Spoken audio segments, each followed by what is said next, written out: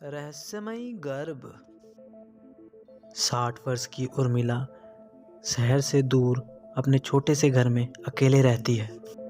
एक रात शहर में बहुत जोर का तूफान आया।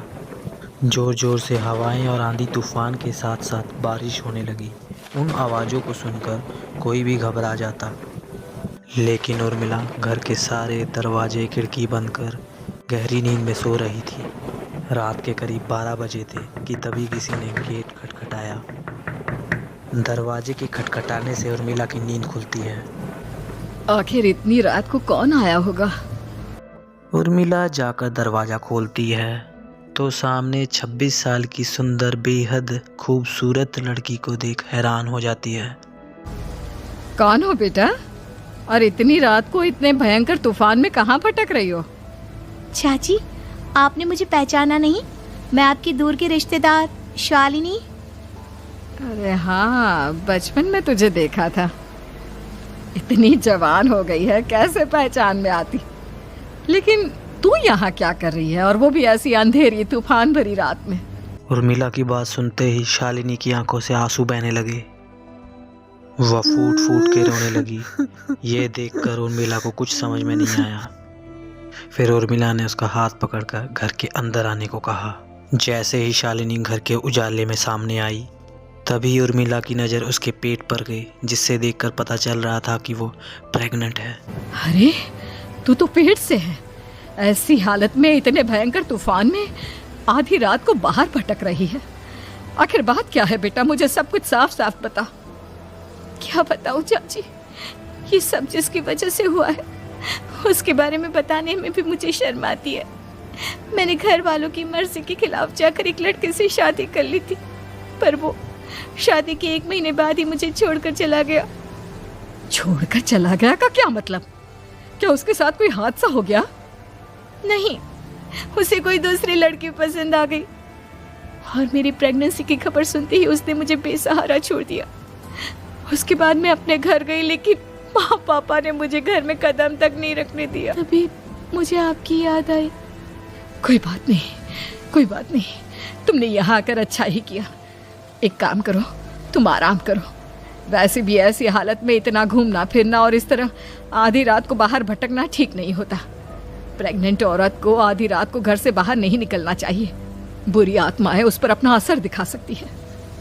और इतना कहकर शालिनी ने उर्मिला को दूसरे कमरे में जाकर आराम करने के लिए कहा। लेकिन जैसे ही शालिनी अपने रूम में जाती है, अचानक उर्मिला ने उसे रोक लिया। एक बात बताओ बेटा, तुम्हारा कौन सा महीना चल रहा है? पेट देखकर तो लगता है कि लगभग 6 महीने पूरे हो गए होंगे। उर्मिला की बात सुनकर शालिनी के होठों पर मुस्कुराहट आ गई। चाची जी, अभी सिर्फ 1 ही महीना हुआ है। शालिनी की बात सुनकर उर्मिला दंग रह गई। उसे समझ नहीं आ रहा था कि प्रेगनेंसी के पहले महीने ही उसकी ऐसी हालत क्यों थी। लेकिन फिर उसने बात को इग्नोर कर शालिनी को आराम करने को कहा और खुद भी कमरे में जाकर सो गई। अभी कुछ घंटे बीते ही थे कि अचानक से एक बच्चे के अजीबोगरीब बड़े ही बेढंगे से रोने की आवाज़ पूरे कमरे में फैल जाती है। उन आवाज़ों को सुनकर उर्मिला की नींद फिर से खुलती है। ये अचानक बच्चे के रोने की आवाज़ कहाँ से आने लगी? उसने उठकर चारों तरफ देखा, लेकिन उसे कुछ नजर नहीं आया। उर्मिला घबराते हुए शालिनी के कमरे में जाती है तो वहाँ दीवार पर उसे बहुत ही खौफनाक साया नजर आता है, जिसे देखकर उर्मिला पूरी तरह से घबरा गई। आखिर ये सब क्या हो रहा है? शालिनी, शालिनी उठो। उसने जोर जोर से शालिनी को आवाज़ देकर उठाने की कोशिश की, लेकिन ऐसा लग रहा था कि उसकी आवाज़ शालिनी के कानों तक पहुंच ही नहीं रही थी। कमरे की दीवार पर बहुत ही बड़ा और बेहद डरावना दिखने वाला साया और एक बच्चे की बहुत ही बेढंग तरीके से रोने की आवाज़ें अब उर्मिला को ज़्यादा डराने लगी थी। शालिनी को उर्मिला की चिंता सताने लगी। उसने फिर एक और बार जोर से शालिनी को पुकारा, शालिनी। तभी अचानक सब कुछ पहले की तरह शांत हो जाता है और शालिनी उर्मिला की आवाज़ सुनकर उठ जाती है। क्या हुआ चाची? आप इतनी तेज क्यों चिल्ला रही हैं? आप ठीक तो है ना? अभी अभी मैंने तुम्हारे कमरे में कुछ अजीब सा देखा। तुम ठीक हो ना शालिनी? मुझे यहाँ एक बच्चे के रोने की आवाज़ें आ रही थी। लगता है आपको मेरी कुछ ज़्यादा ही चिंता हो गई है। आपने मेरी प्रेगनेंसी के बारे में कुछ ज़्यादा ही सोच लिया होगा। मैं एकदम ठीक हूँ, आप आराम से सो जाइए। ना कहकर उर्मिला ने शालिनी को फिर से अपने कमरे में आराम करने के लिए जाने को कहा और खुद भी जाकर सो गई। पर अब उर्मिला की आंखों से नींद गायब हो चुकी थी। अगले दिन जब शालिनी उठी तो वो सीधा उर्मिला के पास आई। गुड मॉर्निंग चाची। तभी अचानक उर्मिला की नज़र शालिनी के पेट पर पड़ती है, जिस पर नीले रंग की अजीब सी आकृति नजर आ रही थी। शालिनी, ये तुम्हारे पेट को क्या हुआ? मैंने इतनी औरतों को देखा है, ऐसा तो किसी के साथ नहीं होता। शालिनी ने जैसे ही अपने पेट की तरफ देखा तो उसे कुछ भी नजर नहीं आया। चाची कुछ भी तो नहीं है, सब कुछ एकदम नॉर्मल है। आपको क्या अजीब लग रहा है? इससे पहले कि उर्मिला उसके सवालों का जवाब देती, तभी अचानक शालिनी के पेट में जोर जोर से दर्द होने लगता है। शालिनी बुरी तरह दर्द से तड़पने लगी। चाची, चाची। ये सब देख उर्मिला बहुत घबरा गई। उसने धीरे धीरे शालिनी का पेट सहलाना शुरू किया, लेकिन शालिनी का पेट दर्द ठीक नहीं हुआ। उर्मिला रसोई से पानी का गिलास लेकर आई और शालिनी को पिलाने की कोशिश करने लगी। ले बेटा, पानी पी ले, तुझे आराम मिलेगा। ले ले। नहीं चाची, मुझे बहुत तेज दर्द हो रहा है। अरे थोड़ा पी ले बेटा। जैसे ही उर्मिला ने शालिनी को पानी पिलाया, उसमें से बचा हुआ पानी का रंग नीला पड़ गया और शालिनी की आंखें अजीब हो गई। उसके पेट पर बच्चे का डरावना चेहरा नजर आने लगा। ये सब देख उर्मिला की डर से हालत खराब होने लगी। तभी शालिनी का दर्द ठीक हो जाता है। बेटी, अभी तुम्हारा दर्द ठीक है तो ऐसा करो, तुम थोड़ी देर आराम कर लो। शालिनी को आराम करने के लिए कहकर उर्मिला तेज कदमों के साथ घर से बाहर निकल जाती है और पास ही रहने वाली एक औरत कालिंदी के पास पहुंच जाती है। अरे उर्मिला बहन, बड़े दिनों बाद दिखाई दी, क्या हुआ? बहुत घबराई हुई सी लग रही हो, सब ठीक तो है ना? क्या बताओ कालिंदी बहन, मेरी एक दूर की रिश्तेदार आई हुई है। वो पेट से है और उसके साथ ना अजीब अजीब चीजें हो रही है। अब उर्मिला सारी बात कालिंदी को बताती है, जिसे सुनकर तंत्र विद्या और काले जादू में माहिर कालिंदी उसे एक ताबीज बना कर देती है। बहन, मुझे शालिनी पर किसी बुरी आत्मा का साया लगता है। ये ताबीज ले जाओ, आज रात को 12 बजे उसे पहना देना, फिर सब ठीक हो जाएगा। उर्मिला ताबीज लेकर घर आती है और अब आधी रात होने का इंतजार करती है। जैसे ही आधी रात होती है, वह उसके कमरे में जाकर शालिनी को ताबीज पहनाकर आराम से आकर अपने पलंग पर लेट जाती है। अब सब ठीक हो जाएगा। ये सोचकर उर्मिला शांति की सांस ही लेती है कि तभी अचानक उसकी आंखों के सामने कुछ ऐसा आता है कि उर्मिला डर कर चीख उठती है। तुम कौन हो? कौन हो तुम? जाओ यहाँ से, जाओ जाओ यहाँ से। तभी वहाँ उर्मिला की जोरदार दर्द भरी चीख वहाँ गूंज गई। उर्मिला की आंखों के सामने एक बच्चा खड़ा हुआ था, जिसका पूरा शरीर एक बूढ़े की तरह नजर आता था, लेकिन मुंह किसी नवजात बच्चे की तरह था। उसकी आंखें गुस्से से लाल थी और वो घूर घूर कर उर्मिला की तरफ देखते जा रहा था। कौन हो तुम? कौन हो? उर्मिला के चीखते ही वो बच्चा जोर जोर से रोने लगा। घबरा कर उर्मिला ने अपने हाथों को अपने कानों पर रख लिया। उसे समझ नहीं आ रहा होता है कि आखिर उसके साथ हो क्या रहा है। कौन हो तुम? कौन हो? क्या चाहते हो मुझसे? जाओ जाओ यहाँ से, आखिर तुम हो कौन? तभी अचानक उर्मिला के घर में लाल रंग की रोशनी फैल गई। वो बच्चा धीरे धीरे कदमों से चलता हुआ उर्मिला की ओर बढ़ने लगा। किसी नवजात पैदा हुए बच्चे जैसे ऐसे रोने की आवाज़ उर्मिला के कानों में गूंज रही थी। कुछ ही सेकंड में वो चुप हो गया और बहुत ही डरावनी आवाज़ में उर्मिला के सवाल का जवाब देता है। मैं वो हूँ जो अब तक पैदा नहीं हुआ, लेकिन जब मैं पैदा हो जाऊंगा तो वो होगा जो अब तक कभी नहीं हुआ। ये क्या कहना चाहते हो तुम? ऐसा क्या हुआ जो अब तक नहीं हुआ? तबाही होगी, तबाही।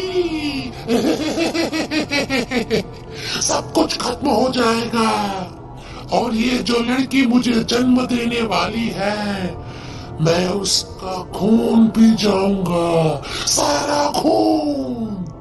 उस बच्चे की आवाज़ सुनते ही उर्मिला बुरी तरह से घबरा गई। उसका एक बुजुर्ग जैसा शरीर और नवजात शिशु जैसा मुंह, यह दोनों ही बातें उर्मिला की समझ से बाहर थी। तभी वो बच्चा अचानक गायब हो गया। घर का माहौल फिर से पहले जैसा हो गया और लाल रंग की रोशनी भी अब गायब हो चुकी थी। उर्मिला दौड़कर शालिनी के रूम में पहुंची, जहां वो गहरी नींद में सोई हुई थी, पर उसे बांधा हुआ ताबीज गायब हो चुका था। उठो उठो शालिनी, उठो बेटा, मुझे तुमसे जरूरी बात करनी है। अरे चाची क्या हुआ? इतनी रात को आप परेशान क्यों कर रही हैं? सब ठीक है ना? अभी जब तुम सो रही थी ना, तो मैंने तुम्हारे गले में एक ताबीज पहनाया था। कहाँ गया बेटा, बताओ मुझे। शालिनी ने चारों तरफ नजर घुमा के देखा, पर वहां कोई ताबीज नहीं था। वो हैरानी से उर्मिला के चेहरे की तरफ देखने लगी। उसे समझ नहीं आ रहा था कि उर्मिला किस ताबीज के बारे में बात कर रही थी। नहीं चाची, यहाँ कोई ताबीज नहीं है। लगता है आपने कोई बुरा सपना देखा है। मैंने कोई बुरा सपना नहीं देखा। खैर छोड़ो, तुम अब सो जाओ, कल सुबह बात करते हैं। डर और घबराहट की वजह से उर्मिला की आंखों से नींद तो जैसे गायब हो चुकी थी। अगली सुबह उर्मिला बिना देर किए हुए गांव के बाहर एक छोटी सी झोपड़ी में रहने वाले तांत्रिक बाबा के पास जाती है। पंडित जी, मेरी मदद कीजिए। अरे आओ आओ उर्मिला, क्या हुआ? सब ठीक तो है ना? क्या बताओ पंडित जी, बहुत बड़ी मुसीबत है। मेरी दूर की एक रिश्तेदार लड़की पेट से है और उसके साथ बहुत डरावनी चीजें हो रही है। कल रात को तो एक अजीब सा दिखने वाला बच्चा मेरी आंखों के सामने आकर खड़ा हो गया था। ये तुम क्या कह रही हो? मुझे साफ साफ बताओ कि आखिर तुमने क्या देखा? उर्मिला ने अपनी बीती हुई रात की सारी घटना पंडित को बताई। यह सुनकर पंडित के माथे पर चिंता की लकीरें उभर आई। अनर्थ होने वाला है, अनर्थ। बरसों पहले भी उस हैवान ने एक लड़की के पेट से जन्म लिया था और उसके बाद उस शहर को पूरी तरह से तबाह कर दिया। कैसी विपदा पंडित जी, कैसे बात कर रहे हैं आप? बताइए मुझे, और इसका उपाय क्या है? इसका उपाय तो है, लेकिन बहुत कठिन है। हो सकता है कि उस उपाय को करने के दौरान तुम्हारी जान भी चली जाए। मुझे मेरी जान की कोई परवाह नहीं, पर आप जिस तबाही के बारे में बात कर रहे हैं, बस वो नहीं होनी चाहिए। लाखों लोगों की जान बचाने के लिए मैं कुछ भी करूंगी। तो ठीक है, मेरी बात ध्यान से सुनो। बरसों पहले एक भयानक तांत्रिक ने अपनी तंत्र क्रिया के जरिए एक मासूम लड़की के साथ रिश्ता बनाकर उसके पेट से जन्म लिया था। इस तरह से वो अपने जैसे लोगों की संख्या इस दुनिया में बढ़ाना चाहता था।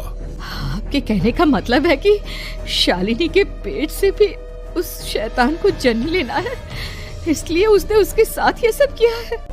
ठीक पहचाना तुमने। अब मैं तुम्हें एक ऐसा सिंदूर दूंगा जिसे तुम्हें ले जाकर उस लड़की के पेट पर लगाना होगा। क्या ऐसा करने से सब कुछ ठीक हो जाएगा? नहीं उर्मिला, ये सब इतना आसान नहीं। उस लड़की के पेट पर सिंदूर लगाने के बाद तुम्हें उसका पेट काटकर उस हैवान को बाहर निकालना होगा। नहीं पंडित जी, मैं ये सब नहीं कर सकती। मैं भला एक जिंदा लड़की के पेट को अपने हाथों से कैसे काट सकती हूँ? अगर तुमने ऐसा नहीं किया तो कुछ ही दिनों में वो हैवान उस लड़की के शरीर से जन्म लेगा और उसके शरीर के सारे खून को पीकर अपनी ताकत को बढ़ाएगा। उसके बाद वो धीरे धीरे इस पूरे शहर को तबाह कर देगा। यहाँ पर कोई जिंदा नहीं बचेगा। लेकिन अगर मैं उसके पेट को काट दूंगी तो क्या वो जिंदा बच पाएगी? अगर शालिनी को कुछ हो गया तो, अगर उसकी मृत्यु हो गई तो? ऐसा कुछ नहीं होगा उर्मिला, तुम्हें अपने मन को पक्का करके ये काम करना ही होगा। सिंदूर लेकर उर्मिला झोपड़ी से बाहर निकलने ही वाली थी कि तभी पंडित ने उसे पीछे से आवाज देकर रोका। उर्मिला, उस लड़की का पेट काट कर हैवान को बाहर निकालना ही काफी नहीं होगा। तुम्हें ध्यान रखना होगा कि ये सब करते हुए उस बच्चे का जो आधा बूढ़े का शरीर है उस पर सिंदूर की एक बूंद भी ना लगने पाए, क्योंकि अगर ऐसा हुआ तो वो तुम्हें और बाकी सबको कच्चा खा जाएगा। पंडित की बात सुनकर उर्मिला की आंखें फटी की फटी रह गई और उसके शरीर में डर की लहर दौड़ गई। फिर भी उसने हिम्मत की। ठीक है पंडित जी, मैं पूरी कोशिश करूंगी कि मैं उस हैवान को वहीं के वहीं खत्म कर पाऊं। इसके बाद उर्मिला तेज कदमों के साथ घर वापस आती है। दिन बीतता है, रात का अंधेरा छाने लगता है। शालिनी खाना खाकर सोने चली जाती है। उर्मिला लगातार उसकी गहरी नींद में सो जाने का इंतजार करती है, जिसके बाद उर्मिला दबे कदमों के साथ उसके कमरे में पहुंच गई। मुझे ये करना ही होगा। अब उर्मिला ने धीरे धीरे शालिनी के पेट पर पंडित जी का दिया हुआ सिंदूर लगाना शुरू कर दिया। उर्मिला के हाथ बुरी तरह से कांप रहे थे। उसके एक हाथ में चाकू था जिससे वह उसका पेट काटने वाली थी। उर्मिला ने एक नज़र शालिनी की तरफ देखा और डरते हुए उसके पेट पर चाकू चलाना शुरू कर दिया। कमाल है, मैं इसका पेट काट रही हूँ और ये आराम से सो रही है। इसे दर्द नहीं हो रहा क्या? तभी उर्मिला के कानों में बच्चे के रोने की आवाज़ सुनाई देने लगी। उसने घबराकर चारों तरफ देखा, लेकिन वहाँ कोई नहीं था।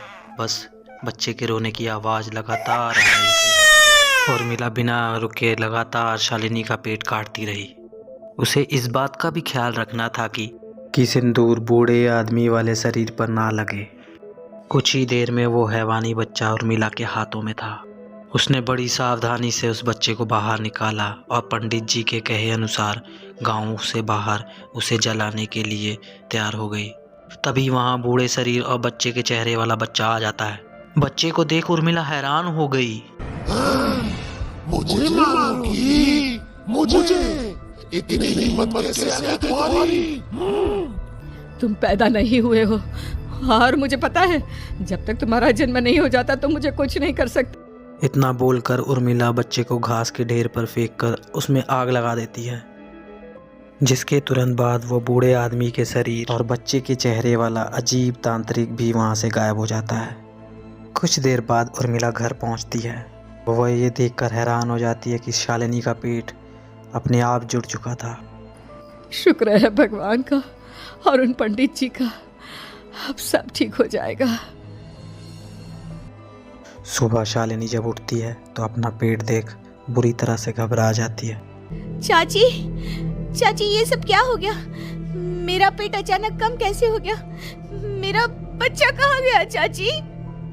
बेटी, वो बच्चा नहीं, एक खतरनाक तांत्रिक था जो तुम्हारी कोख से जन्म लेकर सबको मार देना चाहता था। वो पैदा होते ही तुम्हारी जान भी ले लेता, इसलिए मैंने पंडित जी के बताए उपाय से उसका खात्मा कर दिया है। अब सब ठीक है। शालिनी को उर्मिला की बात समझ नहीं आती, जिसके बाद उर्मिला शालिनी को पूरी बात आराम से समझाती है। अब वो दोनों ही भगवान का शुक्र अदा करती हैं और एक साथ रहने लगती हैं।